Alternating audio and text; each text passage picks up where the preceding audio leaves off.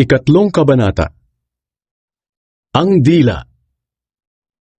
Mga kapatid, huwag basta-bastang maghangad na maging tagapagturo ang marami sa inyo, dahil alam ninyong mas mabigat ang paghatol sa aming mga nagtuturo. Lahat tayo ay madalas magkamali. Kung mayroon mang hindi nagkakamali sa pananalita niya, isa siyang taong ganap at may kakayahang pigilin ang kanyang sarili. Nirerendahan natin ang mga kabayo para sumunod saan man natin gustong papuntahin.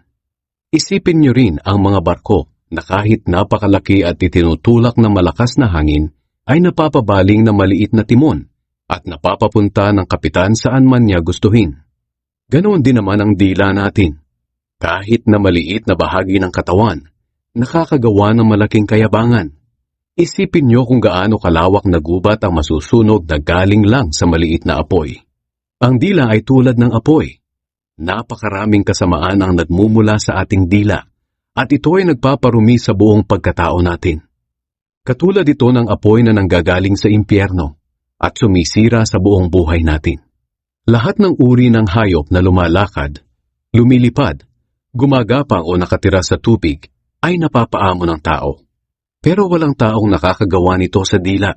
Wala itong tigil sa kasamaan at puno ng lasong nakamamatay. Sa pamamagitan ng dila, pinupuri natin ang ating Panginoon at Ama. Pero sa pamamagitan din ito ay isinusumpa natin ang ating kapwa na nilikhang kalarawan ng Diyos. Mula sa iisang bibig nang gagaling ang pagpupuri at pagsumpa. Mga kapatid, hindi dapat ganyan.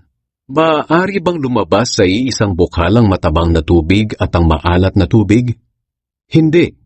Mga kapatid, hindi rin maaaring mamunga ng olibo ang puno ng igos o ng igos ang ubas. Hindi rin maaaring makakuha ng tubig tabang sa tubig alat. Ang karunungang mula sa Diyos. Sino sa inyo ang marunong at nakakaunawa? Ipakita niya na talagang marunong siya sa pamamagitan ng mabuting pamumuhay na may pagpapakumbaba. Kung pagkainggit at pagkamakasarili naman ang umiiral sa inyong puso, huwag ninyong ipagyabang na may karunungan kayo, dahil pinasisinungalingan niyo ang katotohanan. Ang ganitong karunungan ay hindi nagmumula sa Diyos kundi sa mundo. Mula ito sa diablo at hindi sa banal na espiritu. Sapagkat kung saan umiiral ang pagkainggit at pagkamakasarili, naroon din ang kaguluhan at lahat ng uri ng kasamaan. Ngunit ang taong may karunungang mula sa Diyos, una sa lahat ay may malinis na pamumuhay.